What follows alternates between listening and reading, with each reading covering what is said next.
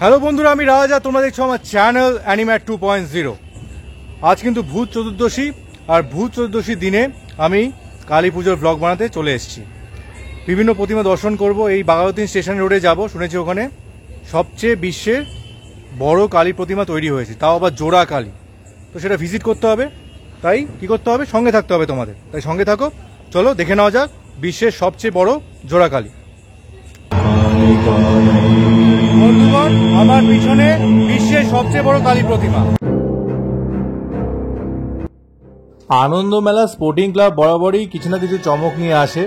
আগের বার তাদের কনসেপ্ট ছিল হচ্ছে পরিত্যক্ত ভুতুরে পথ। এবারে কিন্তু আরো বড় চমক নিয়ে এসছে আনন্দ মেলা স্পোর্টিং ক্লাব।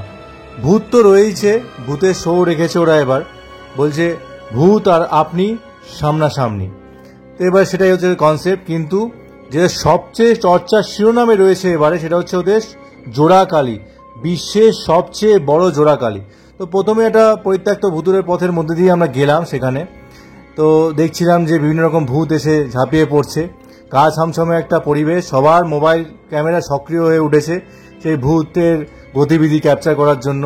আমিও যতটা পেরেছি ওই অন্ধকার আলো আধারি চারিদিকে লাইটিংয়ের ফ্ল্যাশ জ্বলছে তার মধ্যে তুলে ধরার চেষ্টা করেছি। তোমরা আশা করি দেখতে পাবে কিছু কিছু ভূতকে আর কিছু কিছু ভূতের অবয়বকে আর কি, অনেকগুলো রেপ্লিকাও বানানো আছে। তো তোমরা আশা করি দেখতে পাচ্ছ, সেগুলো আমি তুলে ধরার চেষ্টা করেছি তোমাদের সামনে।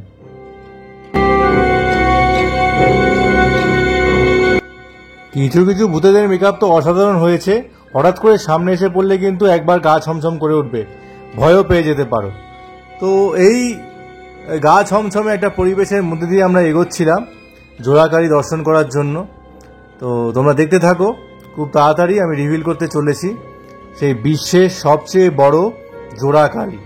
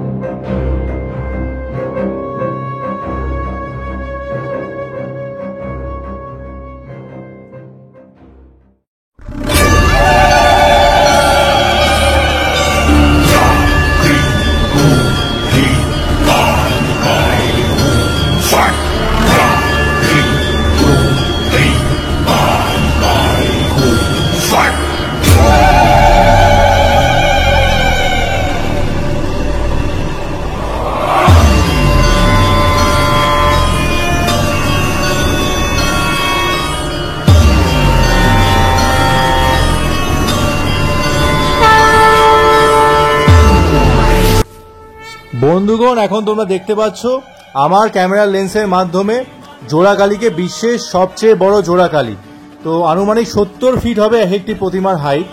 তো অসাধারণ একটি ভিউ, দুজন একসঙ্গে আমি তুলেছি আর কি, মানে দুজন জোড়াকালীকে। তোমরা সেটা দেখতে পাচ্ছ, সেই দৃশ্য দেখে নাও।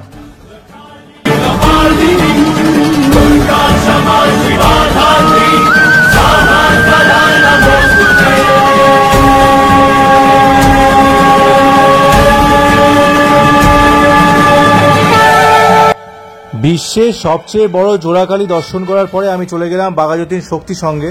ওরা প্রত্যেকবারই বড়মার আদলে, মানে নৈহাটির বড়মার আদলে কিন্তু নিজের প্রতিমা গড়েন। তো এবারও তার ব্যতিক্রম হয়নি, এবার ওরা নৈহাটির বড়মা আদলেই প্রতিমা গড়েছেন। তো তোমরা দেখে নাও, আমি তুলে ধরার চেষ্টা করছি তোমাদের সামনে। ওখানে কিন্তু মানে অ্যাকচুয়াল নৈহাটির বড়মা যেখানে হয় সেখানে কিন্তু দুটো বড় বড় কলা গাছ লাগানো হয়। তা দেখলাম যে এখানেও সেটা করেছেন ওনারা। তো ভালোই লাগলো, অপূর্ব একটা সুন্দর স্নিগ্ধতা বিরাজ করছে সেখানে। তো আমি যতটা পেরেছি আমার ক্যামেরার লেন্সের মাধ্যমে তুলে ধরার চেষ্টা করছি তোমাদের সামনে। তোমরা দেখে নাও, আর ভালো লাগলে প্লিজ একটু কিন্তু লাইক করে দেবে ভিডিওটা।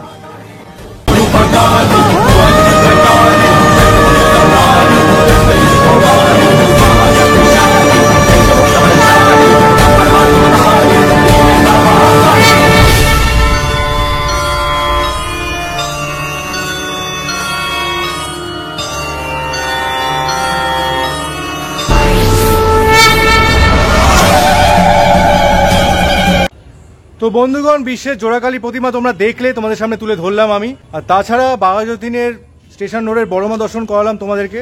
আচ্ছা, তোমরা যারা ভাবছো যে আমি হাতে এরকম ভাবে ব্যান্ডেজ বেঁধে রেখেছি কেন, কোনো মমি টমি সাজছিলাম কিনা না ভূত চতুর্দশীর জন্য, তা নয়। আমি স্কুটি থেকে পড়ে গেছি, এটা অ্যাক্সিডেন্ট হয়েছিল ছোটোখাটো, আর তার জন্য হাতে এই ব্যান্ডেজ। তো এটা ছিল কারণ, হাতে ব্যান্ডেজ বাজার, মমি সাজার জন্য নয়, ভূত চতুর্দশীর দিনে। ভিডিওটা যদি ভালো লেগে থাকে তাহলে লাইক করে দিও, বন্ধুদের সাথে শেয়ার করে দিও। চ্যানেলটা যারা নতুন তারা প্লিজ কিন্তু সাবস্ক্রাইব করে দিও। আজকে আসি, আবার দেখা হচ্ছে কালকে নৈহাটিতে, নৈহাটির বড়মার ব্লগ নিয়ে। চলি, টাটা।